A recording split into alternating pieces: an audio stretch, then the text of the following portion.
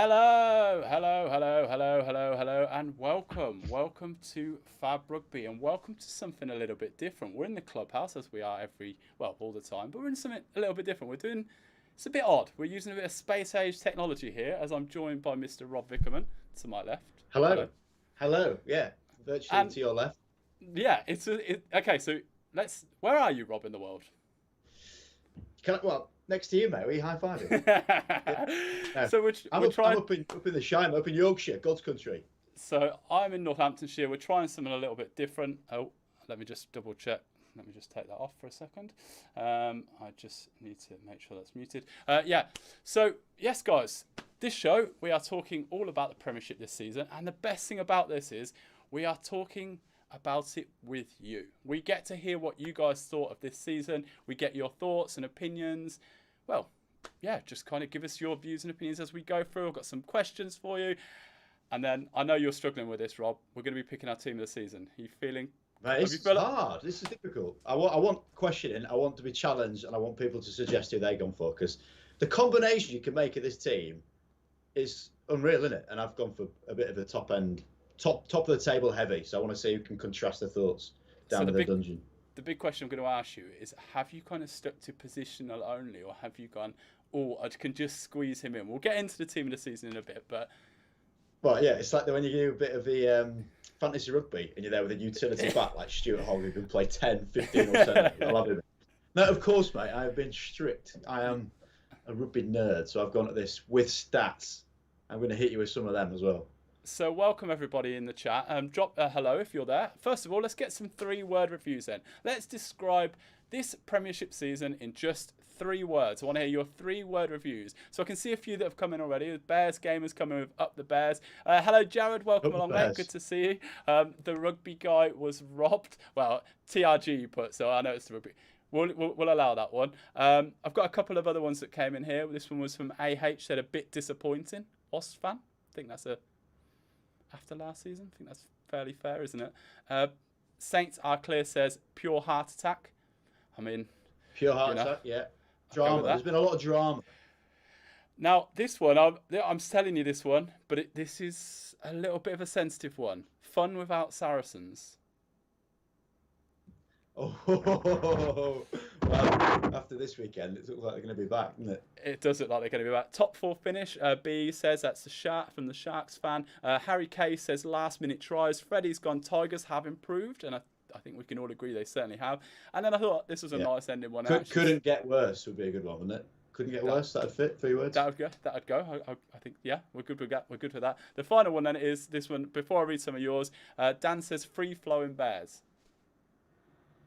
I think that's pretty good. Yeah. I think that sums up this season pretty well. Attack best defense. Archie says. Moderuk says it was decent. Hey Charlie, how you doing? Is the guy on the right a model? So that's you, Rob. Are you a model? That's from the rugby guy. Right. So I'm it's after endorsements. That's all he wants. Right. I'm going to come to the Discord. So if you want to join in and have your voice heard, you can join the link. Well, using the link below. Go to the Discord and join there's the end of season review voice chat. Come in, have your say. I'll come and ask some questions. I'll invite you up on stage, and put your hand up. We'll get some opinions. So let's get into here first of all. I'm going to join into... I actually need to turn my mute on there. So now, let's join the Discord. And I want some 3-word reviews, everybody in the Discord then. Let's get some 3-word reviews. I'm joined by Ollie, first of all. Ollie, let's hear. What is your 3-word review of the Premiership season? Hello. Tries, cards, and surprises. Are we allowing the and? Okay. Try, cards, surprises. So, I'd say cards. We've certainly had a lot of cards this year, haven't we? No comment. A lot more than we expect normally, but it makes sense.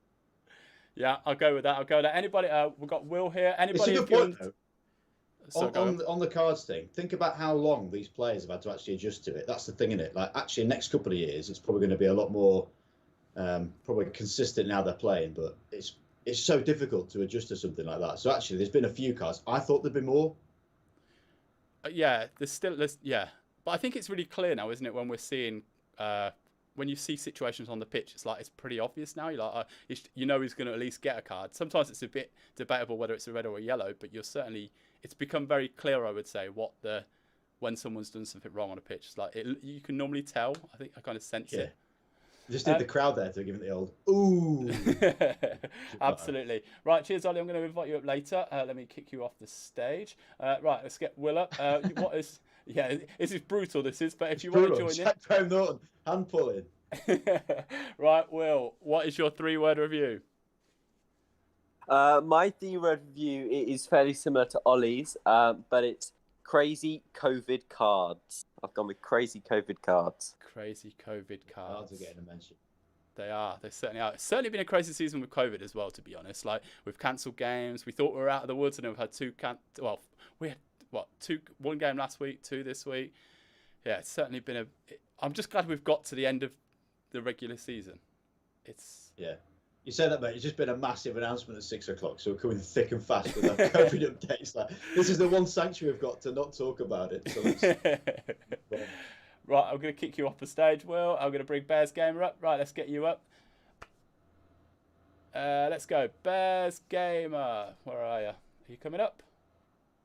It's all good. Let's see what everybody's saying in the chat. If you're coming up, I'll wait for you, and then you're coming up. How did Obi-Wan Kenobi to join? If you want to join in the Discord chat, you could join in by using the link below. We're going to go over our teams, team of the season shortly, and we're going to get your opinions. Bears Gamer, then, what is your 3-word review of the Premiership season? Mine has been slightly nicked by the last chat, but it is Rugby beats COVID. I think it's been a difficult season for everyone, fans and players alike, but I will never forget the image of when Ashton Gate reopened for the game and the minimum numbers inside. The atmosphere was incredible. And I think sport in general, but obviously rugby in particular, we have come through this, and hopefully next season get cracker.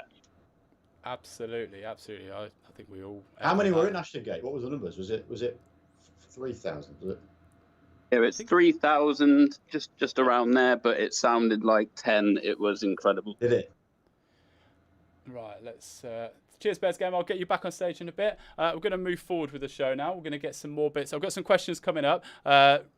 Good to see you, Jared, mate. Rugby always wins. It always does. Right, first question then. This one I thought, which player have you enjoyed watching the most this season then, Rob? And in the chat, I want to hear which player have you most enjoyed watching. In the Discord, if you want to give me an answer to this, feel free to put your hand up, and I'll come to you after I've spoken to Rob about this. So, the player you've most enjoyed watching. Who'd have thought, right? Who'd have thought in this day and age when we're talking about personalities and getting, the wider message of rugby out there, I'd pick 2 people who are props. That's what's mental. So Joe Marler entertaining the world on and off the pitch. Because how good has his documentary been? He's got out there, he's got into the mainstream and the masses, and Sky have picked it up. So he's definitely been fun. Second only to John Arfoa, who's basically got in my team purely because of entertainment value. Like, that guy just loves rugby. It's such a pleasure, isn't it, to see him play? And he's awesome, don't get me wrong, but to enjoy it like he has, and at his age, it's pretty cool to see. Yeah, absolutely. 37 and he's one step away. He's one step away from going full on Dwight Howard, taking his Bristol Bears top off and having a superhero man of effort underneath that. Just run out as Superman for the second half one day. I can absolutely pitch that with a little cape and everything. So I can see some of the comments coming in then. So Max Malins, I will agree that I thoroughly love watching Max on a pitch. I really do. Dave Ewers, absolutely. I'm going to ask a question here. We're going to talk about this player, or we're going to talk about Sam Simmonds in a bit. But I'm going to ask you this question. Has Dave Ewers actually been the player of the season for Exeter? He won't get the plaudits like Sam Simmonds. No, you never get the plaudits like Sam Simmonds, but that's understandable with what he's done. But Dave Ewers is one of these guys who is now so much more valuable because he hasn't been capped as much as everyone thought he would, because he's there week in, week out. It's just the size of him. So, like, looking at the beat sideline quite a bit in some games, and you're thinking, he used to play a bit, so know that these guys are big. And then Ewers walks past you, and you're there going, how does he even move? He's that big. So the fact that he's putting it out there, he plays almost every single minute. The guy's an absolute machine. So fair play. I think in terms of how you look at teams like that, it's never just a star of the show, is it? It's the grafters behind it, and he's one of them. He's class. So Archie's gone Joe Marler or Marcus Smith. Max Laheath for his interviews. Jasper Weiss, Tom says. Josh has gone Tom O'Flaherty. Charlie's gone Marcus Smith. Freddie's gone Hannah Liebenberg. Jake's gone Johnny Hill and his kicks. Moderox has gone Genge on for fights and off-field chat. And off for the chat. Yeah, so there's some good suggestions coming in there. So for I'm me... happy. That's like 3/4 of my team that they've just named there. So at least I'm not going to be far off the mark. So for me, I kind of went... I got a bit of a soft spot for obviously Northampton, and I think Tommy Freeman for me has been I like seeing young players take the chance when they get it and they just run with it, and I think he's a real star in the making. Slight home the same for me as well. If I was saying who I genuinely liked, I can't ever go past Charles Piartal just because of the way he... Yeah. It's anything can happen. It's magic, isn't it? He is. If this is magic, what we're doing, he's the leader of it all. It's ridiculous. He is outstanding, an absolute outstanding player. Well, if they weren't playing the semi-finals this weekend, he might well be trying to play for Tonga. So there's like a sevens loophole where if you go to Monaco for this Olympic event, so Fekitoa is doing it from Wasps because their season's finished. Because it's been 3 years since he's played All Blacks, he could be playing for Tonga, which is exactly what should happen. And imagine that. Imagine him going against Semi and going against the ABs, Mackenzie, and that, saying, this is what you could have had. That'd have been awesome. Wow. Although he's probably stuff in his pockets as we speak. Yeah, I was going to say it's not. So it's certainly been an interesting season. I'm going to just put up a graphic behind us. So yeah, it's been an emotional season, I'd say. It's been the highs, the lows. There's been some big upsets. We've had obviously saw the situation at Leicester and Bristol the other week, where it really showed how serious Bristol are taking it this season. They are desperate to win, so it's been a really interesting season. If there's anybody in the Discord who wants to give us your opinion on which player has excited you the most, or you've enjoyed watching the most, feel free to put your hand up and I'll come to you over there. Bears Gamer, shouts. Yeah, Bears Gamer says Piers O'Connor. Freddie Stewart was fire for Leicester. Jacques Vermeulen, Exeter's most important player in my opinion. They have won every game we've been playing bar his first game this year versus Sale when Yendall got sent off early. And Leo Sant says Adam Radwan. And absolutely, yeah, Radders. Yeah, he's certainly been tearing it up. Ollie, right, I'm going to come to here. Let's go, Ollie. Yes, Ollie. Hello. A couple. Early season, Tom Cruise. I think it was unfortunate that he got injured so soon because he was having an unreal season, and he was. I mean, his tries against Bath were quite insane. And then the London Irish back three, Parton, Hassan Collins, Loader, all three of them have been. I mean, that back three, I would see that back three as a young England back three at some point. So, again, unlikely, but they've been playing well enough for it. Totally have. How would you summarise Tom Cruise's celebration in that game against Bath? Pretty good. Enjoy that one. Did the old doggy walk. Yeah, I like that, to be fair. Right, let me put that on there. Right, okay.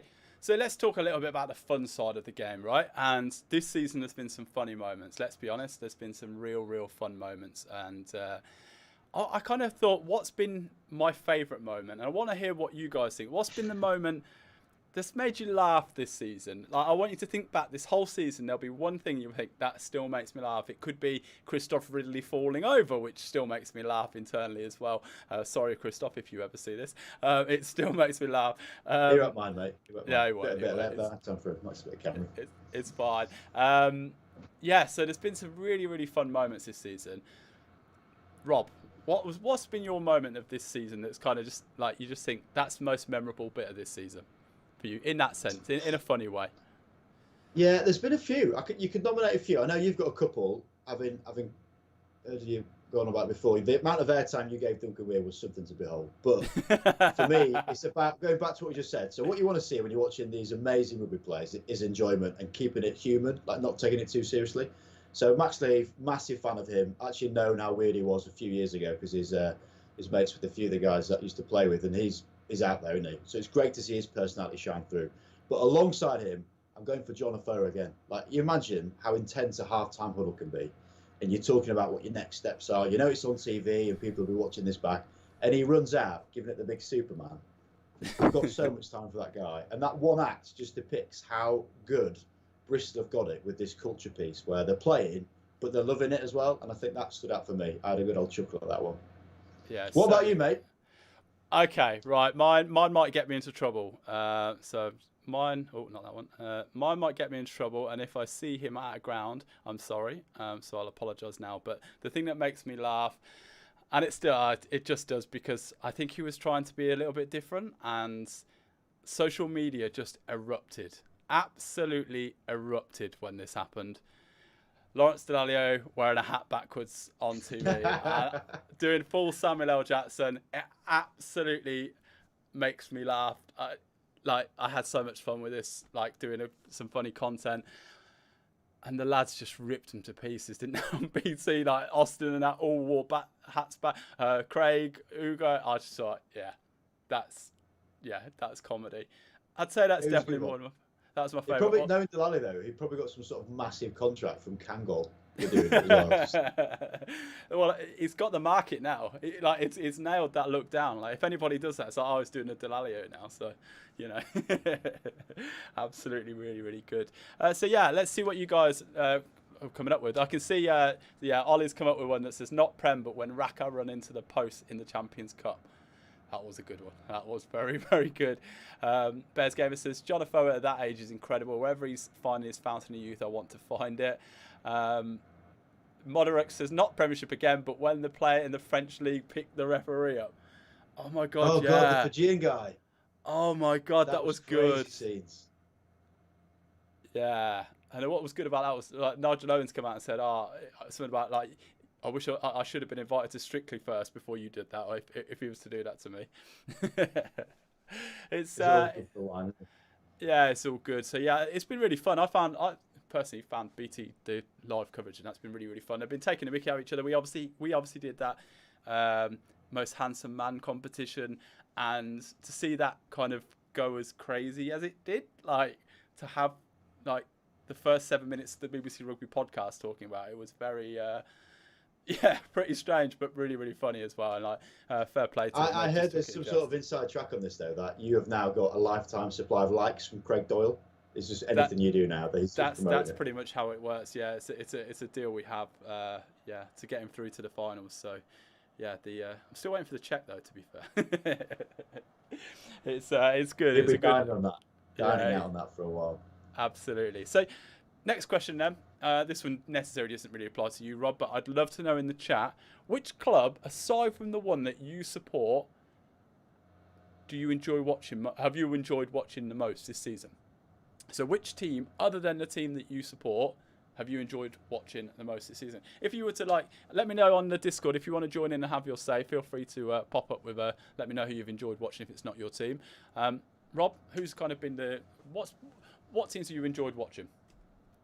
I really like what Sale are doing, albeit they're pretty much backed by a South African effort. But I tell you the other thing that's quite inspirational is like hearing Alex Sanderson and just how passionate that bloke is. And often when you want someone who's going to entertain you but then also inspire you, he gets that balance perfectly. Yeah. So I'm a big fan of Sale and what they're doing. The Bears we've mentioned because of the way they're kind of just enjoying it and throwing it about a bit. It's been nice to see Quins represent again. Been a fair while since they went well. So some of those personalities and players in that group, they're going really well. So there's 3 and 4 really that are stepping up, and I think that's why it's been such an enjoyable experience. Like everyone was doom and gloom before about the whole ring fencing rigmarole, which we won't get into. But actually, this year has been really good value. I think it's been good quality content and decent storylines as well. Yeah. What about you, mate? For me, cheers, Alfie. Thanks for the support, mate. It says up the Bears. Thank you very much, Alfie, for the support. Ben says Bristol and Tigers. I'll come to mine in a second. Actually, Edwin, you've nailed it for me. Mine's London Irish. I know that's a really random Irish. one. I've genuinely, they always seem to play on a Sunday, and I just thoroughly enjoy watching them. I don't know why. I don't know what it is. I think with Rona at 13, with the back 3. And I know obviously with his history and whatnot, but Paddy Jackson's been playing. If I look at him just as a rugby player, he's been playing superb. And I think even the scrum halves, I found it really like with was it Phipps? I just found like they've been playing. I just enjoyed watching them, and cool stadium. Did you go to the stadium? Yeah, it's an amazing stadium. Yeah. I can't wait to go to that when it's full. That'll be one of my favourite stadiums. I think when it's at capacity because I don't know if it comes across on TV how intense and close it actually is. Like the spectators are right on top of the pitch. I think that's going to be a real, that with a few beers down, yeah. Whoa, that's going to be a good stadium. Absolutely is. Really back in here. It's getting on. Yes. Getting myself carried away. Josh says, I love watching Irish and Jackson so much until they lose the game in the last 10 minutes. Bristol and Saints when bigger players and they get it right. Chiefs fan, by the way. Hey, Ben, welcome along. It's not London Irish, it's London Aussies. I mean, they've definitely added some players in, haven't they? Right, we've got some hands up on the Discord. Let's get Josh up. Let's get Josh onto the stage. 1 second. So, Josh, which team have you enjoyed watching that isn't your own? I think you're a Tigers fan, aren't you? Yeah, I'm a Tigers fan, and both the Simmons brothers actually, because you'll have Sam Simmons obviously smashing the hell out of them, but Joe Simmons, he perfectly suits the team because he can kick a bit, he can pass quite well, he manages game lines well, he can do everything that they need him to. Yeah, no, it's been certainly interesting. Right, I seem to be having an issue with Rob all of a sudden. Rob seems to have gone into. Let's see if we can get Rob back up on. Yeah, no, it's been interesting to kind of see what Rob Baxter's doing there. We're playing some youngsters. I think there's been some young players coming through that have really stood out for me. Yeah, Cordero has been somebody who I felt has stood up, and it's certainly someone I'm very excited to see. Let's just turn this off for a second. The wonders of technology. I'll wait for Rob to jump back up. I think I can hear you. I need to see you, Rob. If you can just show your camera, mate. Hello. Yeah. Mate. Okay, right. I need to. Can you turn your camera vertical for me? Of course, I can, mate. Thank you. Right. I need to crop that. It's weird. It just. I think that was my end, to be honest, mate. Let me just crop the top of you out. Oh, good. Technology. It is one of those things. When it works, it works. Right. Let's get you down. Sorry, guys. We seem to have had a bit of a technical issue there. I've lost the top of your head now as well. Right. Let's get. We'll get you there. Mate. Okay. Cool. Hopefully that should have solved it. Let's get you. You're a bit low. Let's get you. Say again. I missed the big Leicester shout out. Yeah, so Josh was saying about Exeter Chiefs. He was saying about how that kind of what they're doing and stuff, and what Rob Baxter's doing there. It's quite impressive, isn't it? And like considering they're actually, if you look through the tries of the year, their names are in a lot of them. Like they are certainly playing some good rugby, aren't they? Do you know what though? If you actually think about the Saints are building, that's like Exeter 5-6 years ago, where they were all really young, quality English players and bringing them through the ranks. Because Exeter had that, and that's what they've based their whole team around. You look at the core of their team; they've added well, haven't they? They've got a lot of recruitments in, but really like what Saints are doing is another example of it, actually. Absolutely right. We've got Ben Parker wants to have his views. Let's get Ben up on stage. Hello, Ben. Should be coming up in a second. As I say, guys, there's a lot of things moving in this, so if we do have issues, just bear with us as we go through it. So, mate, you're creating the matrix here. It's phenomenal. Don't do yourself down. That's fine. Let's. I'll wait for Ben if he wants to come on. Let's see what everybody's saying in the chat. It seems to have got a bit slow on there, so that's fine. We'll move forward anyway, and I'll wait for Ben to join us if that's the case. So yeah, favourite moment we've done. Which game will you? Which game will you remember this season, Rob? Which game will you most remember this season for? You know what? I'm gonna have to rewind it all the way back to January, where normally it's an absolute ball ache of a game where it's freezing, no one wants to play, everyone's thinking about Six Nations, and then step up Bath versus Wasps. There we go. Within what? Oh, sorry, no, carry on. Hold on. Sorry, I'll bring you back in a second, mate. One sec. Yeah, sorry, Rob. You were saying January? Absolutely freezing cold, and the teams just decided to play, and it was an 11-try game. Bouncing back forwards, bonus points just after the second half, and ended up, was it 44-52? It ended up. Wasps versus Bath. It was an amazing was that the one that game. Dogwood kind of made his? Was that the Dogwood one where he kind of made his kind of stance, wasn't it? He made his like claim for a Six Nations spot. Been not selected the next 6 games, didn't it? So yeah, he obviously did him pretty well. Yeah. There is that frustration. Right, I'm going to get Ben up on stage. Let's get Ben back up on stage. Yes, Ben. Hello.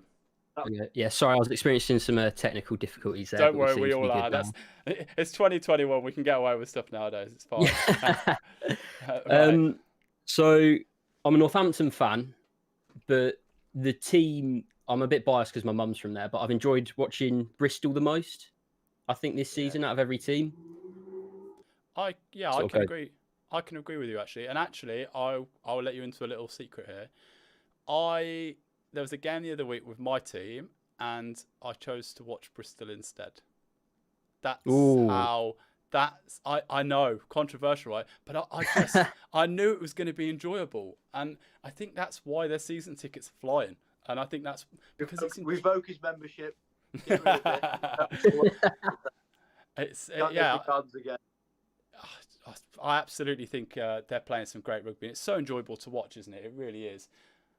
I think in terms of like players, it's not a Bristol player, so Marcus Smith has got to be the most exciting, like just as an individual person, because he's so creative on the ball. He can, you don't know what's going to happen when he gets it. So as far as individual players go, I think I'd say he's the most exciting player to watch just as an individual. Would you have picked him if you're ready? Absolutely. There it is. No questions. Right, cheers, Ben. I'll get you back on in a bit. Right, okay, let's move to there. Okay, let's see what everybody's saying. Any game played on a Sunday is the best game. And that is a habit. Every Sunday seemed to be churning out some great results with Irish, the past couple of months, there's been some cracking games on a Sunday. So, Sunday games, right? I was up at Newcastle with Ewan Murray, who would not play on a Sunday due to religious beliefs. Yeah. Imagine that. Fixture list, look at it going, oh, well, that's me, done all year. No Sunday games. If it was no Friday games, you'd sign for sale, wouldn't you? You'd have a proper cushy season. Like if you were just like, no, I don't play Friday. It's fine. I don't play Friday. Like, yeah, sorry guys. I'll just take this game. Play once a Friday night, get the weekend off. Yeah, true. It is. It certainly is. It's a long weekend. Right, let's Exeter versus Bristol at Ashton Gate because it was my first game this season. Yeah, that was a cracker. I'd say most of the games that with Bristol this season have been absolutely sensational. I think the Sale versus Bristol one, even when Sale beat them, I thought that was a great game at the AJ Bell. Yeah, it's been some good games. I put Leicester Bristol because I like the controversy. I just do. It is what it's me. I like the controversy between Borthwick and Lamb. It was like, right, let's get them in a ring. Let's do a charity boxing. Come on, let's go for it. And I don't know who charity boxing. Those two. That is a big call. That would be a good fight. It would. I think they're quite evenly matched. They've both got different. We could bring back the Borthwick scab as well. It'd be like one shot in his nose and that's for the next 5 years. Yeah, that's it. Every single photo of that. Yeah, every single one. Yeah, that would be a cracking fight because I think, Lamb would just keep going. Yeah, Lamb would be tough. He wouldn't give up. That would be a cracker of a. Wouldn't she? Right, let's go. I also put Bristol's demolition of Bath. That was a very, very sad day for Bath fans. And Wasps comeback versus Irish. I think it's the record most. That was only a week or two ago, wasn't it? It's the most. I'm sure. Old one, in terms of entertainment value, because some of the stuff they've been doing has been amazing, hasn't it? It's because there's so much that's been happening this year where it's been crazy games. You forget that Wasps have been having, was it 4 or 5 games they got over 40 points? Yeah. And then fell off the wagon a bit because you'd always choose a win over an entertaining game, wouldn't you, if you're a supporter of them? But for a neutral, Wasps have been an ace to watch this year. I don't know. It depends because with England, I find it the other way around. I'd much rather have entertainment over winning. That's how I found with the Autumn Nations Cup this season. Sorry to go off on a tangent here, but I found that I enjoyed the game and being entertained rather than just winning for the sake of winning. I like seeing players. I don't know. It's especially with competitions like that. Like I don't want to say Mickey Mouse, but they are Mickey Mouse Cups. Wales used it to their advantage, and then look.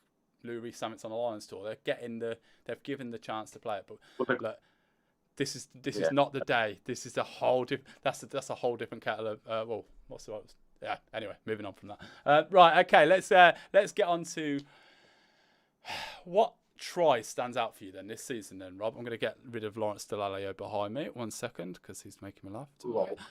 So what try stands out for you this season? Few tries, a few honourable mentions actually as well. I like Radwan's effort where he went 95 metres. That was pretty cool. And rinsed Johnny May. Hold on, I do actually have that one. 1 second. Do you have that? The best bit about it, though, and you have to watch the whole 9-10 seconds, whatever it is, when he runs the length, is his celebrations at the end, because it was at the weekend where they just brought in that players weren't allowed to celebrate. Like, trying to get my head around the fact you can play a game of rugby for 8 minutes and duck smalls, scrums where you could not be physically any closer. But try celebrations, no, not allowed to high five. So that was pretty cool. But I like the way he just rinsed Johnny May, to be honest. That was good one. I think Newcastle fans, they'd obviously been saying online and that. I've seen them saying, oh, Radwan's amazing. He's an amazing player. But I think that was the one try that really kind of put him into the spotlight this season. And to absolutely absolutely skinned him, didn't he, inside? He completely got him. Johnny May all over the place, and it was a hell of a finish. Say again? The way he runs, so unorthodox, the way he moves. It's like he's trying to run with the same arm and same leg. It's really bizarre, but he's rapid. He is, yeah. He's scored a few absolute worlders this year, to be fair. Right, let's go. Let's see what everybody's saying in the chat. I'm going to turn that off. Let's go there. Let's see what everybody is saying in the chat. And I think you've still got one more try to tell me about. So, Sale versus Bristol at the AJ Bell as for a good game to watch this season. Yeah, I agree. Irish comeback versus Bristol. Then they messed up with 4 versus 1. Oh my God, yes! Irish versus Bristol, because Bristol were leading comfortably at half-time. It's when Naulongo was literally just... He scored that wonder try with the flipping the inside out, that one. And that was a great... And that game was insane because you were like, Bristol are actually walking this. And in the second half, Irish... And they literally should have won that game. It was there. And he dropped the ball. I think Patton or one of those just dropped it right on the... And you're like, yeah. Yeah, that was a good game. I'll give you that one. Adam Ranma versus Quins this weekend. Yes, Charles Piatow try when Chris Vui hit a few dummies. Yeah, Chris Vui, one of the most underrated players in the Premiership. I don't know if he's underrated. He's up there. Like, he's not underrated. You never really he's hear in my him. dream. Say go. He's in my team. We'll reveal that in a minute. Right, Ollie, what was your try of the season, if you want to give me that? For me, there's only one, and it's Josh Hodge versus Gloucester. His one and only ever Premiership try, and he rinsed everyone. He certainly did, didn't he? He absolutely finished it. And I did see that's in the top for the panel that they've put that forward for best try of the season. Now, I was part of the panel, and I put forward a try, and it didn't get included. I'm not bitter. I'm not annoyed. Well, actually, I'm fuming because I stand by. This is the one try that you will remember from this season. Like, you might not remember those other ones because you see them all the time. But this try I'm going to show you in the background. Hold on 1 second. So if you're watching, Paul, I am annoyed. Right, the crossfield kick to Tom O'Flaherty. That was my second one as well. On stride, like full stride, and finishes it. I think that I haven't stopped thinking about this try. If someone says what's the best try of the season, it was instant. I was like, there's not been a better try. Yes, there might be team tries. That is unreal. I don't know. So, what was your argument then? How did you put it forward to the panel to get pied off? What were you saying? Look at it. It's a great try. No, I didn't just say that. No. It was. I think everybody was kind of like, it's all team or like individual. Like, to me, for me, it's just what I think of. I will remember that try. I probably won't remember some of the other suggestions in that list. The Josh Hodge try is class and is an unbelievable player. But this try alone, like it's so good. I guess the difference is Josh Hodge could score that try again, or someone else could score that try again. No one is replicating that Flaherty try. I completely agree there. That Flaherty try, I keep looking at it and I'm like, that's insane. That is absolutely insane. I feel outraged, Mr. Morgan. What about, outraged. Put the Sale on that again. The which one? There's Sale on it when they went through the legs. The AJ McGinty one. Yeah, no, I haven't got that one. I couldn't get that one in the end. The other one, though, that is there, which I think should be considered, is the Sam Simmons one at the opening day of the season, where the whole anything like what he went on to do this year, that's going to be memorable. Clearly, he's got the record, but the way he scored after all that hype, put it down and give it a big. Yeah, that is a statement. That this season alone, doing that is a statement this year, isn't it? Like, if that's not in his house somewhere, blown up massive on the wall, I'd be devastated because that was such a symbol, wasn't it? And went on to achieve the feat of scoring tries for him. He's an amazing player, but I like the attitude as well. That was class. It absolutely rinsed him. Yeah, he absolutely skinned everybody. Just watching it, he absolutely skinned. It was Nathan Early skinned. That's some going. That is really some going. Right, I'm going to switch out of that. Let's see what everybody's saying. Tom Flatty's volley. See, I know what you guys like. I know you guys support me with this one. It was an outstanding try, that was. My try this season, Ollie Hassel-Collins versus Quins. I'm trying to remember that one back. Tom Cruise, was that one? Tom Cruise first try against Bath. Was that the one where he did the walk after, wasn't it? Yeah, no, the dummy. Yeah, that was it. Sam Simmons will break the all-time Premiership try. Well, he already has. He's already broken it. And you know what? I'm going to set the record straight here, Mr. Vickerman. I'm going to set the record straight because I've spoke to a few people in the past couple of weeks, and I've talked about Sam Simmons, and they seem to come back with, "Oh, all he does is score tries." Now, I'm going to say that's absolute rubbish because I'm going to give you a few facts here, right? So this is this season alone. Meters gained, he's the 5th in that, 922. He's 8 behind Charles Piertel. In clean breaks, he's got 20, so he's in the list of the top clean breaks. Defenders beaten, 54. Like, he's 4th in the list there. So 54. Most tackles, he's 4th on the list for most tackles. 217 tackles he's made this year. The top is 280 with Lewis Ludlow. And then, but why would you give that as a reason to not pick him that he scores tries? Isn't that daft? But it seems to be the only argument that people seem to come back. Well, oh, he's just there at the try line, he gets shunted over. Else, but that's nonsense. He's like an extra step. That's the reality. He's just so powerful. He's an outstanding player. So we're just cutting that there. Anybody who watches this, stop it. All right. It's annoying. Do you know who has got the most defenders beaten from the whole Premiership? No, go for it. You're probably wearing a badge for him scoring that try at the moment. Oh, is it a Flatty, was it? Wow. Yeah. Yeah, he's some player, isn't he? He really is. If you were the panel for anything other than eating biscuits, mate, you'd have had I'll definitely be fine. Right, let's see what everybody's saying. How was that not chosen? I assume that's their Flatty one. Yeah, I don't know. Send your letters to Mr. P. Morgan. No, I won't do that. Everyone tags it in Paul Morgan. We've just had a chat about trying this season. How did a Flatty not make the shortlist? This is an outrage. See what he says. I'm going to clip this up and send this to him later. Arjun says, Slightham disallowed try versus Wasp. Shame he knocks it. Oh my God, yeah. Literally centimetres away, that one. Ashton Gate semi-running through the gap in the Bath defence from halfway. And that is actually one of the things that I think most memorable moments I think back to this season will be that moment where Semi absolutely carved it up through the middle of that Bath defence. Just absolutely stood. He stepped Joseph, England international, and then absolutely skinned Matavesi to the point where it looked a bit like you're playing a computer game here. It looked like it was on easy mode. He literally just skipped. Yeah, just disgustingly good attacking rugby. Oh, too much of that.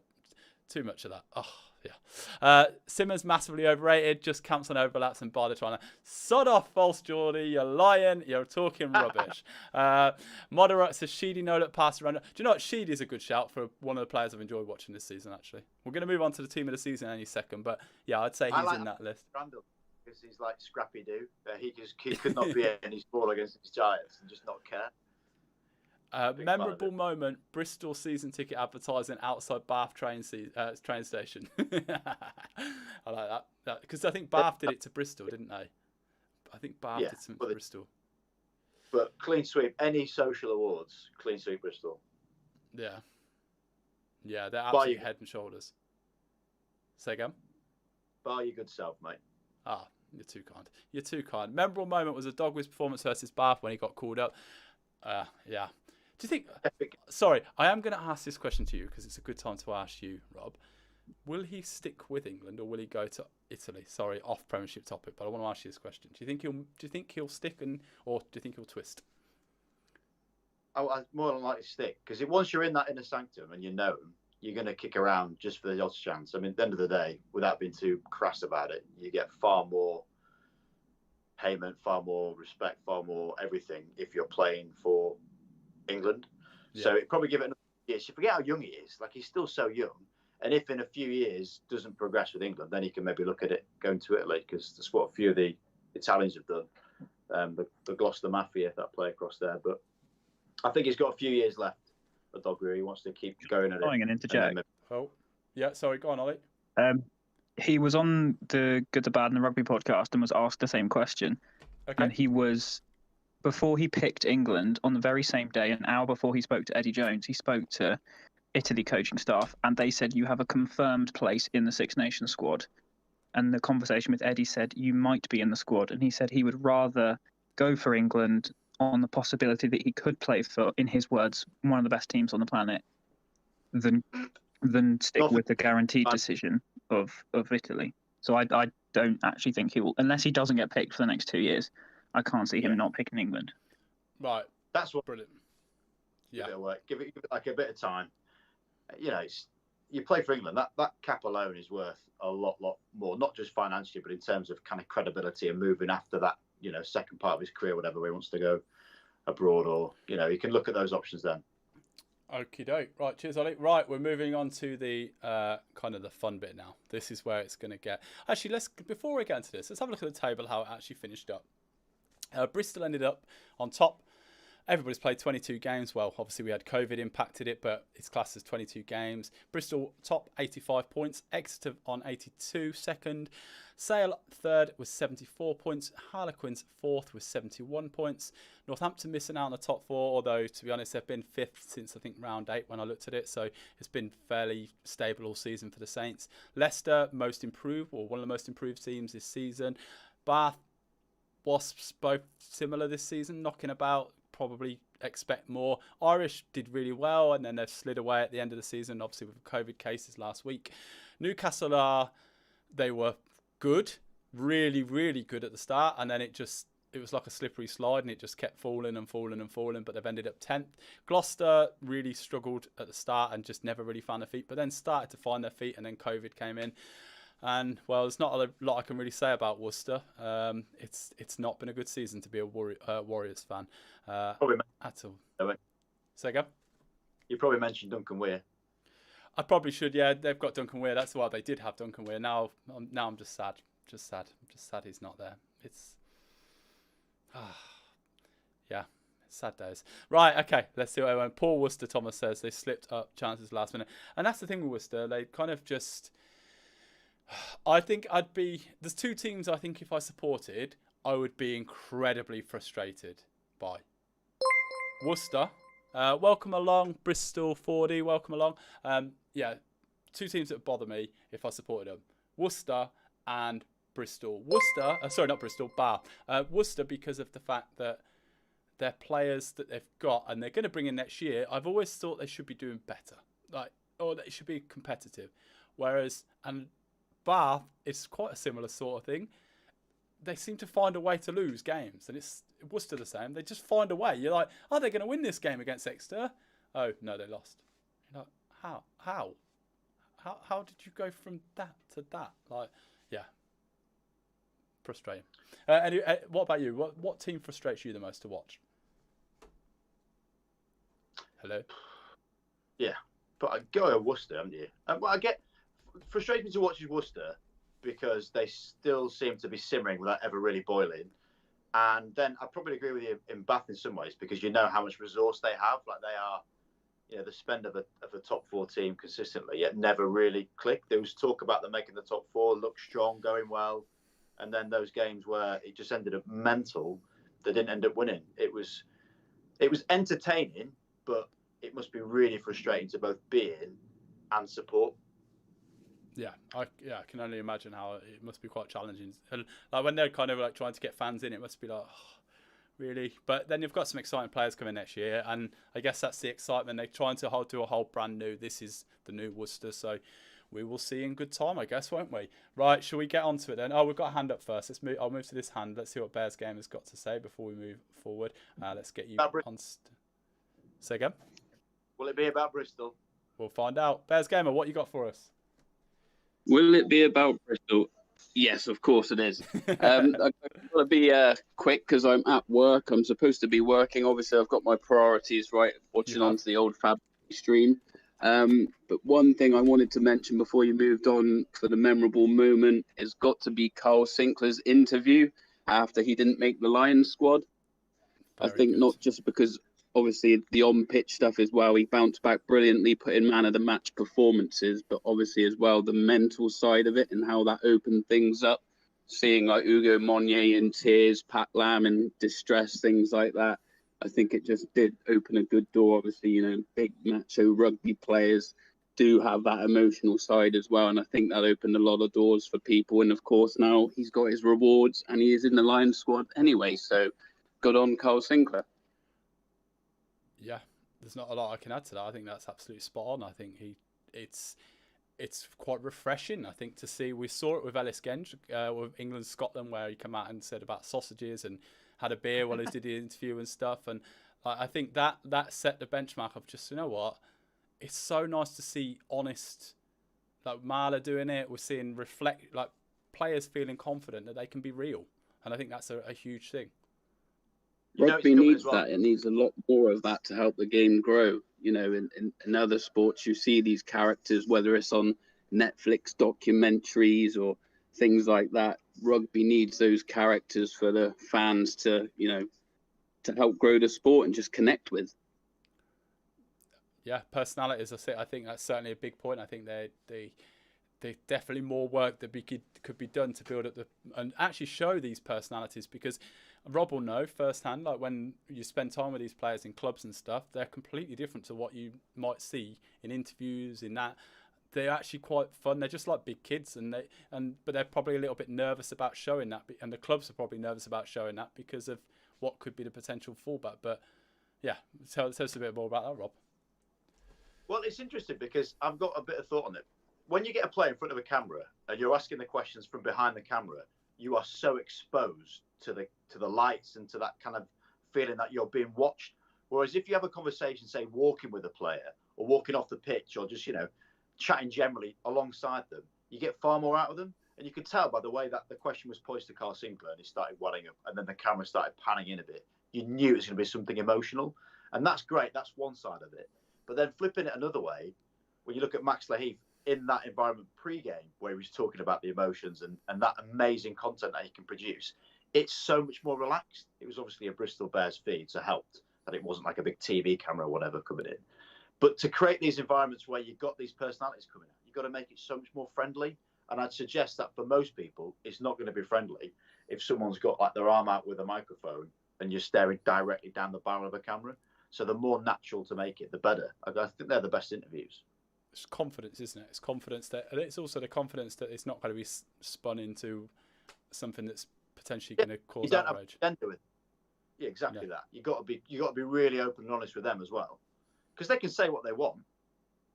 Yeah, you just got to provide that feeling. Awesome. Cheers, Bears Gamer. Thank you, mate. I think teams could do more with like their YouTube channels and things like that as well.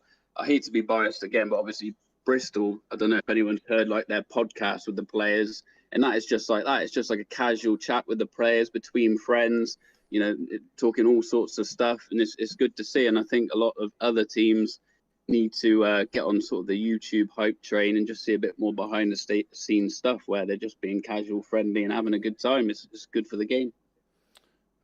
I mean, I'm not going to get into it. This could start a fire with me. So I'm just gonna go. I agree with you. And yeah, anything you want to say, Rob? Say again. Call me later. There'll be a 55-hour video of me explaining what annoys me over the next couple of weeks. But cheers, Bears Gamer. Right, let's get into it because we're gonna be dragging on otherwise. Right, it's time. It's absolutely It's time. time. It's time to Music. pick our team of the. I've actually got a screen. I haven't got any music. If you want to feel free to sing. It's the team of the season. La, la, la, la, la, la, la. There you go. That's the best you're going to get. Right. Okay. So let's have a look then. So the way I think we should do this is, I think you suggest somebody. I'll suggest somebody, and if they match, they're in the team. If it comes down to a split, people can throw your own in as well. And I want to hear, if you want to give us your views and opinions, you've got to tell me why. I'm not just going to take you. I need a full explanation why a certain player deserves to be picked to this position. We're going to try and get through it as quick as we can, okay? So we'll start off then at 1. Who have you gone for? Oh, what? You're you? Because you just told me you just put people in. Oh, they're front row. You got 3 hookers, mate. No, I'm going to go. I want you to go number 1. Number 1. Who are you going for? Number 1, Joe Marler. Okay, so who are we going for in the chat? Let me know. Who are you putting at your loose head prop position? There's a few candidates. I want to see what everyone else is saying before I move on. Is there anybody in the Discord who has an opinion who should be? So we've got Joe Marler. Anybody want to raise their hand and say anybody different? Is there anybody that anybody can think of or wants to suggest? Freddie's gone Genge. Why, Freddie? Other than being a Leicester fan, I know you support Leicester. So tell me why Genge deserves it. I want to hear why. What makes him stand out? I see you in the Discord as well, so I can get you on. Genge, Ben says, Arjun's gone Marler. Genge plays week in, week out for his club. Great personality, and I'm a Northampton fan. Joe Marler is too strong not to have. SWH19 says Marler. Archie says it can only be Marler. I am a Quins fan, but still. Okay. I'd have Marler. Okay, and Rod maybe. Josh says, I'm going to go Joe Marler as well. I'll agree with you, Rob. I think he's been... Do you know what amazes me about him? Is the amount of actual game time he plays. I think he averaged 75 minutes this season a game. Very rarely he gets subbed. Yeah, it's outstanding. He's been... I think this has been one of his best ever seasons. I'd struggle to find many there. I think he's been... It was a struggle for Quins, but he's somebody who's always stood up physically. Yeah, bear in mind, bad for coaches and stuff. Like he and Danny Kerr are both playing some of the best rugby they ever have, which is some standard. So yeah, I think that's cool. Okay, 2. Right, who you gone for? Ever.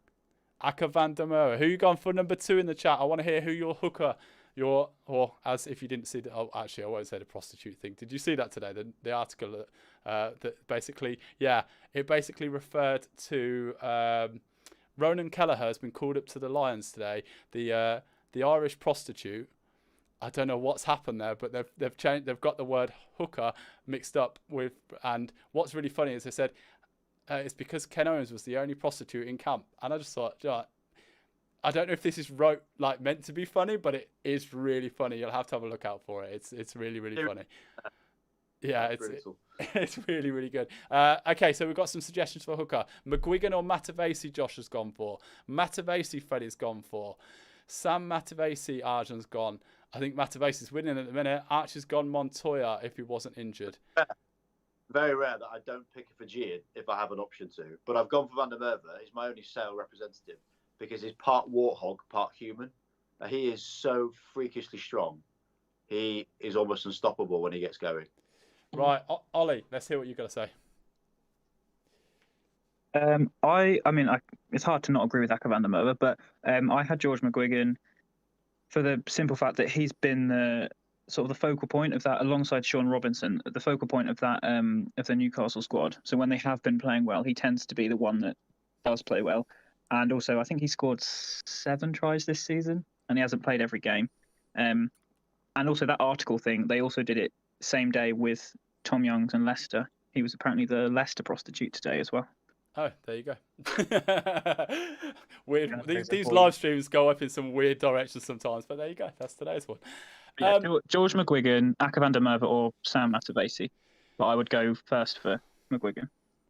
Oh, okay. So mine was completely different to everybody's. And that's the thing. Mine was so out there, my hooker, because I feel like this player has been the reason why this team has been so good up until kind of the end of the season, was Creevy. I think I think if you look at the stats, Baller, he's one of the top turnover players. It always seems to bag a try. Yeah, I think my shout was Creevy, but I can see that no one else has gone with me apart from Josh. But Brian Burns a good shout. Creevy in any other team would be the person you think is a standout because he is that good. He would fit in with every team. He's a freak. He's so strong. So I think, it's a good shout, but you have to look into the context of the Irish team, and that's probably why he doesn't get as many votes as he should. But not a bad. I think the anthem, if anything else. So I think we've got a choice of, because I can only see it. Creevy's a good shout. Okay. All right, I was hoping Craig was going to say Baldwin. Baldwin's had a good season, and I think actually that him going to Worcester's really shocked me. Like, big surprise. I think, Quins fans that was a big loss. Right, we've had a few people go, I back Creevy, so now we're left with 4 then. So we're left with Creevy, Van der Merwe, Matavesi, or McGuigan. Let's try and I want to vote. Everybody drop 1 vote out of that name, and I'll count back, and we'll see what we've got. If anybody wants to come on the Discord and give us their views, feel free to put your hand up. And I feel like this is one of those positions. Any persuasion on any of those changes, Rob? Anyone that you kind of think have been better than Aka? You know what? I didn't think about Creevy. That he's the one that's creeping up my ladder there. I don't think I go Matavesi. McGuigan's going to be good in a few years, very much like Jamie George in the way he plays. But Creevy, good shout, actually. I still go Aka just because the way he can score tries is very dynamic. I don't think you get that from Creevy. He's more like a grinder. Like, he'll just wear you down. Oh, my God. If you want Creevy, he'd be like a fight to the death type of bloke where you're going to have to beat him. Right. I'm going to say then, I've won. It's going to be Creevy by the look of the conversation. Creevy seems to be the topic of conversation there. So we've done well there. So I'd have Creevy over Aka, Matavesi. Creevy, forgot about him earlier. Creevy, Matavesi. Yeah, I think Creevy's, he's well pitched, mate. You see, we're not like the Premiership Rugby panel. We listen to you. You know, we're taking you. I feel honoured. I feel honoured. I actually do. I feel absolutely honoured. Right, let's see if you still listen to me after these ones, because it gets weirder. Right, okay, let's go for number 3. Who you got? John Afoa. Okay, John Afoa. Who we got in the chat? Number 3, please. Let's go number 3. I want to hear. So tight head position. Let me know. Arjun's gone Paul Hill. I don't think he's played enough personally. Freddie's gone the Superman Afoa. Anyone but Harry Williams. Josh has gone for. Paul Hill, great season. I mean, he's had his chances when he's looking, but he just hasn't played enough. Absolutely deserves to be in that England camp, though. Fully agree there. I think Afoa's probably got this, if I'm honest. SWH says Afoa. Anybody in the Discord want to give voice opinion for anybody else? Is there anybody else want to drop in a view on this? Probably Afoa. Okay, looks like we're going for John Afoa then. There we go. Good. We've got our suggestion down. Who you gone for? Dave Ribbons. This one's of appeal to you. This my only saint, Ribbons. I'm fully on board with this one. I think he's been outstanding. He's been good. Any other takers? So let's go both locks then. Who you gone for? Chris Fury alongside him. I guess one of the 3 could step up, but yeah, Chris Fury and Dave Ribbons, grafters. So who are we going for locks then in the chat? Let's see who we've got for locks. Josh has gone Ribbons and Skinner. Ribbons and John-Luke Dupree. Freddie's gone. Ribbons and has been immense. Has to be Ribbons. Yeah, I think Ribbons is a cert. I think 5 might be a bit more difficult. For me, I'd go JL, John-Luke Dupree. Vui, I think that's a real fight between him and Vui. Johnny Hill, has he played enough? Because he's played a lot for England and that. Oh my God, this is a tough one. Atwood, the most underrated player. Like, I don't think he's underrated, but you were calling him out on that. I'm trying to swing you around here. I actually wrote next. So I'd go either way on that. Like, he's Henry Dupree is a beast. He is, and he's getting better and better. Like, the Lions are going to face an absolute like monster. Your enforcer, though, mate. So he's your second row that's going to jump on your grandma's head. Whereas sometimes you want a Vui who can be aggressive, but then he can also, throw an offload out the back door or do something a bit more Bears-esque. So that's why Bowie's in for me. Right, okay. So I just need a simple... you can just put JL or CV in the chat. JL or CV. Let's see what you've got. Anybody in the Discord want to give us a view? Feel free to put your hand up and I'll come and get your views on this. JL really stepping up in the latest stages. Props, Jean-Luc Dupria. Josh has gone. Freddie's gone. Jean-Luc. Vui is my Premiership dream team and has been for 3 years. Bears Gamer's gone. Chris Vui. Yeah, Jean-Luc from Jake. Vui, Bristol. This is a very, very... This is a tough one because I like both of these players. I really do. Jean-Luc Dupri gets carded too much. I tell you what, how many games has Chris Vui played this season? Let me have a look, because I feel like that's potentially a factor in this, because he missed quite a big chunk of the season. I think. Let me just bear with me 1 second. Keep dropping yours in the chat, and I'll come and see what they're saying. Chris Vui, Chris Dupree's. Thanks for that. So Jean-Luc Dupree. Yeah. Vui's 17. Vui's see, yeah. He has to be in the mix then. Do you know what? Yeah, let's go for it then. It's got to be Vui. Chris Vui. Chris Vui gets our 5. I like Jean-Luc. I'm sorry. I feel like, yeah. Win the Premiership and that'll be you can enjoy that instead. Right, Chris Vui. Say again. So back rowers, mate, back rowers. This is always going to be tricky. This is where there's going to be the most debate, undoubtedly, because of the talent in this country. But in terms of the breadth, the combinations, it's always difficult. I'll reel them off quick. I've gone for Dave Viewers, Will Evans, and Sam Simmons as a combo. So I think Sam Simmons has to be in there because of my argument earlier. I won't take any of the. I don't buy any of the story that it shouldn't be in there. So I think there's a definite shout of Jasper Wiese as a backup for that. I think he's been outstanding, but Sam Simmons isn't. You can't have anybody but Sam Simmons at 8 for me. You've got Dave Viewers at 6. I have. So I've contrasted. I've gone for Grafter and then Fetcher.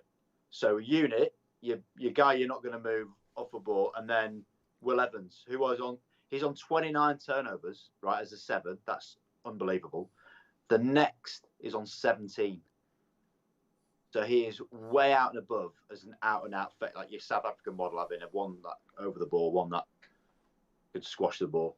It's usually right. I'm going to get Freddie up on stage and see what Freddie's got to say. Yes, Freddie. I know about Dave Viewers, but I've gone at 6, Hammer Leonberg, and then at 7 and 8, I've gone for the same as you guys.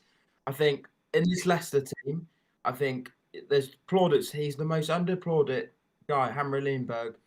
He has a very good all-round game. Turnovers, tackling, line out. If you want that line out option at 6, you have that too. If you want to look at it that way. Oh, tactical, like it. It's gone into the depth of it, like line out options. Yeah, I like that. I like that a lot. Yeah, it's a good shout, Fred. That's a good shout. Right, let's keep looking, see what we can get to. We've got loads of people. Rigged election. Agree with you as Evans Simmons. Lewis Ludlam has been class. Yeah, I think actually Lewis Ludlam and Lewis Lowe have both been sensational this year. I think they've been really, really good. I see Ollie says deserves an honourable mention.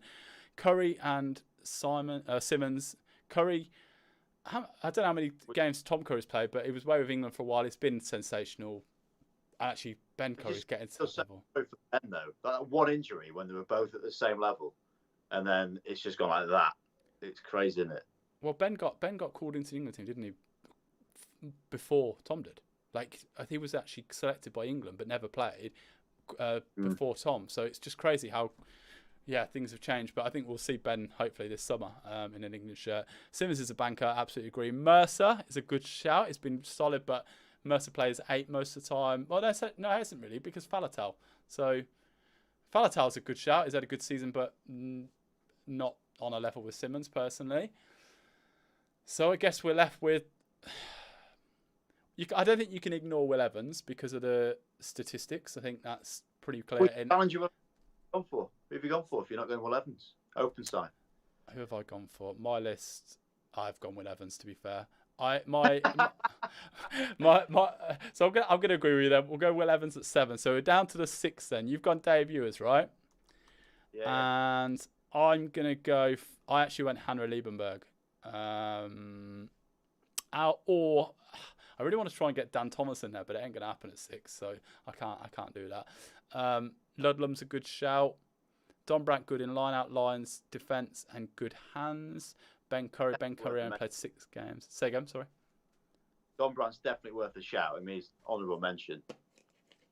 Yeah, definitely is. But again, it's that at 8 against Simmons, there's just nobody this season that you can't have a player go the whole season and prove himself in the Premiership alone, being in the Lions team without being on the international scene. That's how good he's been.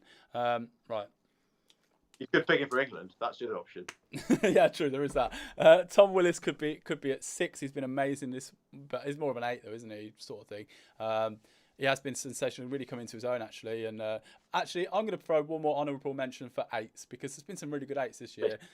And this player, I think, is really hard done by a lot of people, and it's Brad Shields. I just think he's a great player. I really like watching him. I think he's a good player. I think he delivers week in, week out. And Thomas Young is a good shout for a flanker. Their back row have been pretty solid this season for Wasps. He would be the only person other than Will Evans would be Thomas Young. And then, obviously, Jack Willis with that horrible injury he had, but he was looking pretty good. Mercer and Dan Dupree have been better than Don Brandt, Ben says. Kenningham has been incredible the last part of the season. Yeah. Ludlam's a good shout, but I think... So going back to what I started the show with, where I asked Rob this question, was about has Dave Ewers been the best player at Exeter this season? I potentially think he has been. I think he's been everything that's kind of got them going forward and got them into games. Yeah, I'll agree. Let's go down Dave Ewers then. Dave Ewers is our number 6. So I'll put this all up afterwards. So we've got Joe Marler at 1, Creevy at 2, which is the shock one, John Affair at 3, Dave Ribbons at 4, Chris Vui at 5, Dave Ewers at 6, Will Evans at 7, Sam Simmons at 8. Okay. This is going to cause controversy online, by the way. This is fully going to kick up a stink. For that. Yeah, this is going to kick up a stink. 9-10. Bang out the 9-10. Partnership, you can't have one without the other. Kerr and Smith. Right, 9 and 10 in the chat. Let's go. What you got? Ollie, what you got for me? Really quickly, I was just going to say, I don't know what my random Newcastle love is, but I'd give an honourable mention to Sean Robinson for 6. He's not going to make it in, but I think he's been either one or first or second best Newcastle player this season. 9 and 10 for me would be Kerr and Smith. I don't think many people would argue against it. Second, close, AJ McGinty. And if Mitchell hadn't been injured or Randall hadn't been injured, then one of them might have made it in over Kerr, but I don't think they can. Yeah, I think that's that.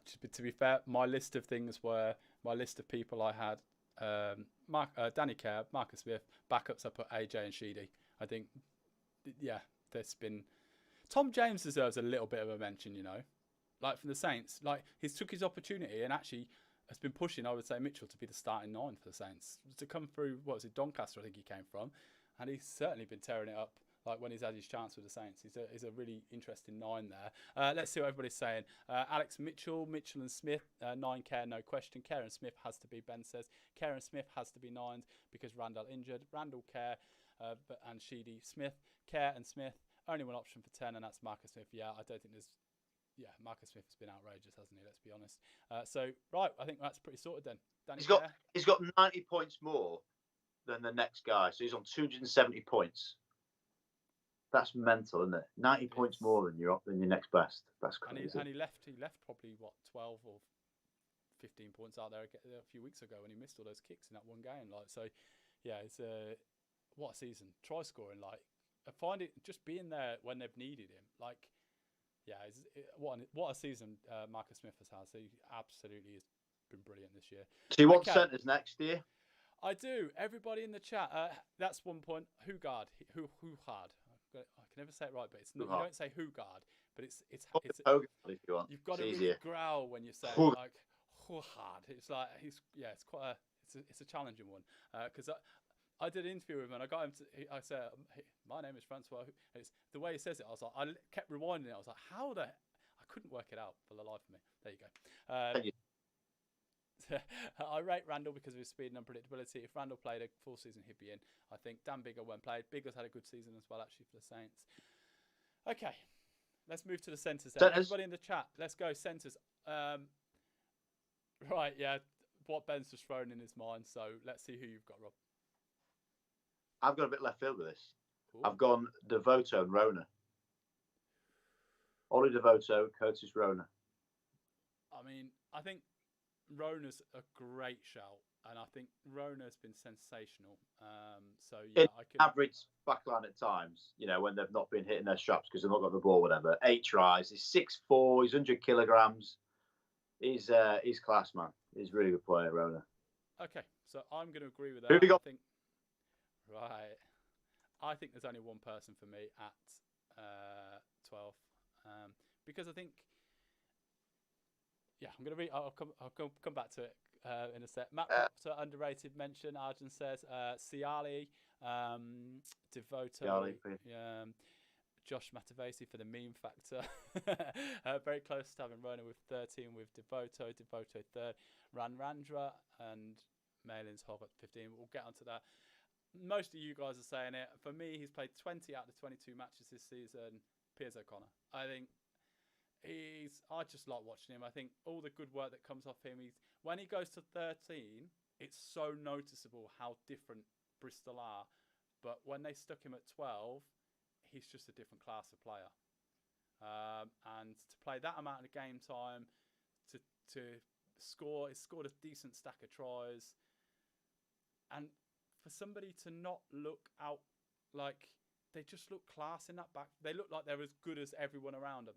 It's not those other players making them look good because he's at 12, so he's making the decisions that are there as such. That would be my I mean, it does help though if you've got that talent outside. You got one job to get them the ball. That's generally what you look at when you're thinking about that. Do you know what?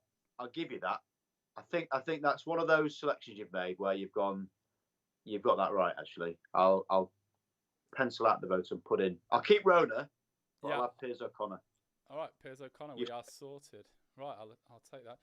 O'Connor, it's one N, isn't it? Piers O'Connor. I'll give you 2 out of 30, mate. Yeah, thanks, mate. Right, we're on to the wingers then. I can see everybody's coming in. You drop a Piers O'Connor. If Simmons didn't exist, O'Connor would be player this season. Big shout. I think Smith would, personally. O'Connor and Marchant. Marchant deserves probably an honourable mention on the wing. But let's move on to the wingers then. In the chat, who we got? Yeah, wingers. Yeah, I've gone for Tom Flatty and the one and only Semi Radradra. You've gone for Semi on the wing, even though it's an outside centre. He hasn't really played. He's on the wing. I've got him as a winger, but that might be where you got him roaming. But basically, I've got an unwritten rule that he has to be in whatever team that I pick, or man of the match, or play with whatever it is. So I've gone with him on the wing, and I've also kind of aligned it with the fullback, so it does make sense. But it's the only real tactical one where I've maybe deviated a bit. To be honest, I'd have Semi anywhere, but I've put him down on the wing. And I've flattered it. He's standout. This is controversy late in the day right now. I can see comments coming in. Mailings if he played more. Rees-Zammit and O'Flaherty. Archie says, if Siva Naolango played more games, I think he would be a contender. Actually, to be fair, he's getting better. I can't wait to see what he's going to become. I think that's what excites me it's about. Story. So he came across with a little bit of military representation and then played as an absolute ringer for Saracens in the Premiership Sevens about 4 or 5 years ago. One of the scouts who was at the Premiership Sevens was from Hull FC. So went to play for Hull FC Rugby League, and then Bristol were thinking, well, let's bring him back into Union because he was an out-and-out Union player, but he carved up for Hull FC and then got his chance with Bristol. I can't wait. Good player though. I don't think he's there yet. No. That's what I mean. I think it's the potential that excites me. It's a bit like Rees-Zammit. Like Rees-Zammit, we're starting to see the potential come good, but it's the potential that excites me about these players that are kind of coming through, and Siva's certainly one of those. Tyrone Green deserves a shout out. Yes, Al Harrison. I think that's a good shout. Rees-Zammit. Yeah. The name that keeps coming up, and actually, in all fairness, I think when you look at the stats of Let's have a look. Where is it? Stats of meters gained. There's 2 wingers at the top. Well, pretty much 2 wingers at the top part and separates it. Top. Flaherty is one, and the other one is Ollie Hassel-Collins. Are you going to... He is an honourable mention. He got 37 clean breaks in a team that wasn't known for clean breaks. Yeah. So he got a special mention, but he's not as good as Semi. So we can't have Semi. He's an outside centre. We're going positional here. You're gonna have to suck it up. You're gonna have to suck it up. This is not happening. Like, put a vote out. Should Semi Radradra be in a dream team? Who's going to contest that? Apparently, you can't hear me. Can you hear me now? Can you hear me now? Hopefully, you can hear me. Let me know in the chat if you can hear me. Otherwise, I'm having you on. They're trying to suggest that you making that Semi Radradra can't be in a dream team should be muted, and it would be correct. Hopefully, you can hear me, guys. Just let me know in the chat if you can hear me. Radradra at 13, not wing. Yeah, it's not going down. It's not happening. It's not happening. You are audible. I am audible. Great, thank you, mate. You are. Yeah, you're fine. Cool. He's also wrong. Ollie, who you going? Who would Debatable. You go as your wingers? Who is your wingers? Ollie. Who are mine? Yeah. Ollie Hassel-Collins and Tomo Flaherty, without question for me. So Semi's at 13 for you then.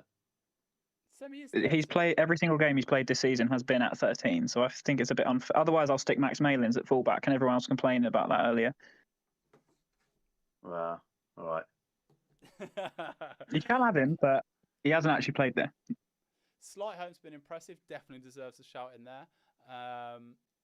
We're down to Hassel-Collins and Will Muir as a rogue one. That's a good shout. He's been solid.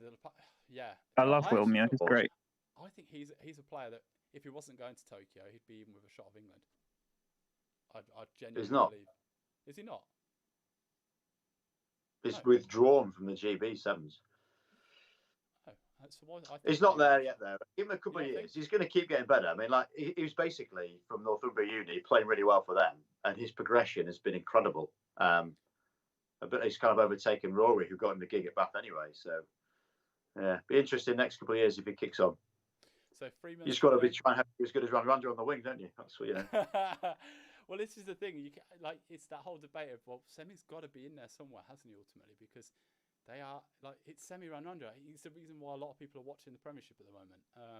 Well, I was trying to be nice to. He hasn't played all that much this year. So how many has he played? He's only played. I have it in front of me.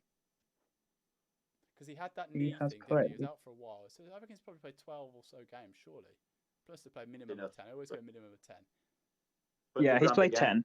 He's played 10. Like Ollie Hassel-Collins is leading the clean breaks with 37. Closest is Joe Matt with 34. 37 line break is insane. All right.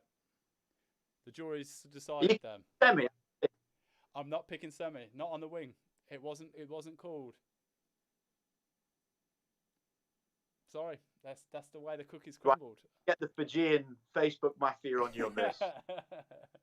I know the thing is, I know people are going to kick up a storm about this and be like, "Why have you not picked Semi?" But because Rob chose him at 14. You're not picking Semi. Yeah, no. Put him at 30. Rona, I think you've been really good, mate. You're gone. I've got Semi. Too late. It's written now. It's written now. That's it. So we've gone for Ollie Hassel-Collins on one wing. But then there's not many Bristol players. There's only one. Yeah, it's interesting.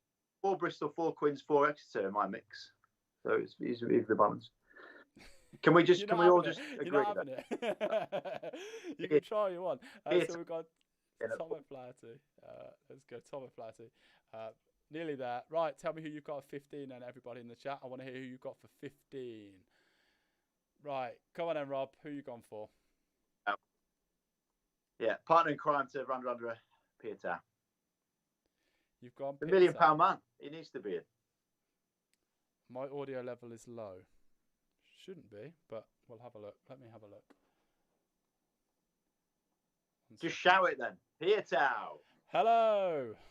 Yeah, probably because I'm talking away and I'm looking at my screen. So you've gone Charles Piutau at 15. Okay, any change? People coming in with Hogg. Stewart is a very good shout. Very good Mike shout. Brown would have a shout. Mike Brown would have a good shout as well, yeah. But then I think the discipline at the end kind of... Do you not think? He's had a couple of incidents. Yeah, well. Charles Piutau, Malins. Malins has been mostly a winger this year, though.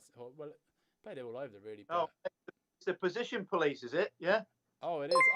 I told you this was going to be the case. I warned you. I at the start of this, I said Jamie Shilcock, Marcus comes in with. Charles breaks ankles.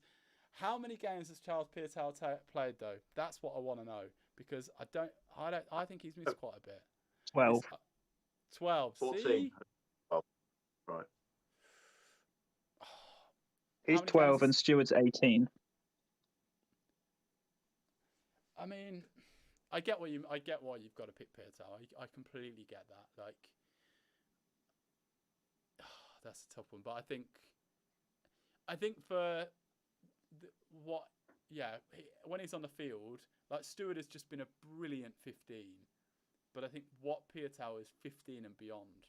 So I think that's why I would say Piutau deserves to be 15. 15 and beyond. 15 and beyond. He is. He does everything that you would expect from 15 and more, isn't he? Like he's outrageous.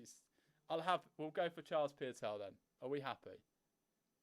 We're happy. Right. Well, anybody in the Discord? You're still not happy about the 7. Freddie's got one. Let's see what Freddie's going to say. Right, I'm just going to move it down. Let me bring up here. Freddie. First of all, I can see why people want Charles because he's in my opinion, one of the best probably the best fullback in the league. But considering the two other wingers are explosive quick and not great defensively, they miss some tackles. I've gone Stewart. He has the third. For stats wise, he's one of the highest meters made as a fullback behind, I think, Piutau. As a 15, he makes a lot of tackles, doesn't miss many tackles, and overall he covers a lot of ground. And it's similar to Mike Brown. He's going to be a similar player to Mike Brown in the future. Yeah, I think. And a team that doesn't attack, really. So, Rob, any persuasion on you with Piutau there? No. It's honourable, but when you watch what Piutau can do, he makes rugby look very, very simple. And yeah, he's got some good players around him, but he's absolute class. I mean, let's see. Yeah, I would agree with you. It's just I put a different name in the mix. No, you're absolutely perfect. It's a great shout. It's a very good shout. Ollie, is there anyone that you want to throw into that? I can hold on. Let me drop you down there, and let me get that. So see what everybody's saying. Stewart, he's played both. How many has Maidens played at fullback? I can't tell off the top of my head. Someone might be able to tell him in the chat, but I know it's not. He's played 10, 15, 14. He's been all over the place, hasn't he? Really. So yeah, I think we're pretty much there now. Is there any? I'm going to put the team up on screen now, so just bear with me a second. Any other honourable mentions for 15? Tom Parton, maybe? He's in the England squad. He's certainly had a good season. I'm not saying put him in the team, but it's certainly been impressive this season. Anyone that you can think of, Rob? No, not really. Look at the top 4 who stand out. We mentioned Mike Brown. So usually say Hammersley'd have a good go, but he's been injured so long. I'd say that we're back there on that, not far off. Right, okay, so let me just grab this and then I'll put this up on screen. So this is our team of the season, which is I'm going to tell you it's now, and it's going to cause an absolute stink online. It always does. Right, team of the season is as follows. Let me just grab there, team of the season. I'll just get an asterisk. Team of the season, Charles Piutau, Ollie Hassel-Collins, Curtis Rona, Piers O'Connor, Tom O'Flaherty, Marcus Smith, Danny Kerr, Joe Marler, Augustine Creevy, John Afoa, David Ribbons, Chris Vui, Dave Ewers, Will Evans, Sam Simmons. And that is our team of the season, although Rob's probably not going to accept it Just have to. Listen, just call yourself the semi-finalist because you're never going to win a league without it. Again, I feel as though Green deserves a shout. Yeah, look, he's definitely in there, and I think he's a very good replacement for Mike Brown. I'm very excited to just see how well he develops there. He's some player, he really is, and when he gets the ball, he's electric. Yeah, forgetting Hogg. He's.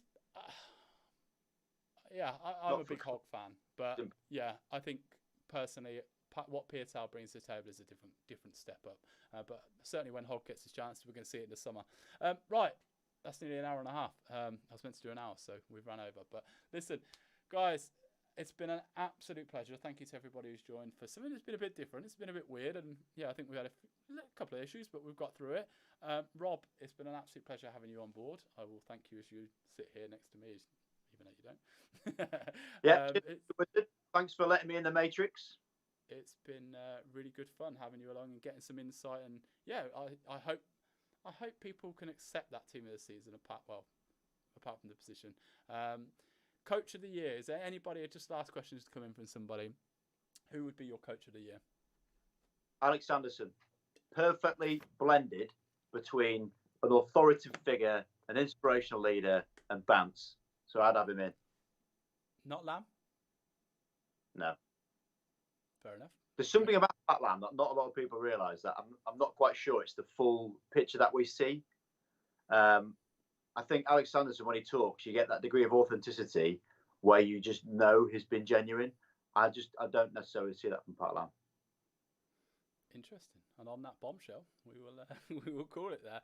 Thanks a lot, mate. It's been an absolute pleasure. Thank you to everybody who's got involved, giving us your opinions in the Discord. It's been great to hear your views, your opinions, and yeah, just generally talk to you lot and find out a bit more about everything. So absolute pleasure. And guys, if you haven't subscribed, make sure you hit subscribe, and we'll see you soon for the next video. So bye, everybody. Bye.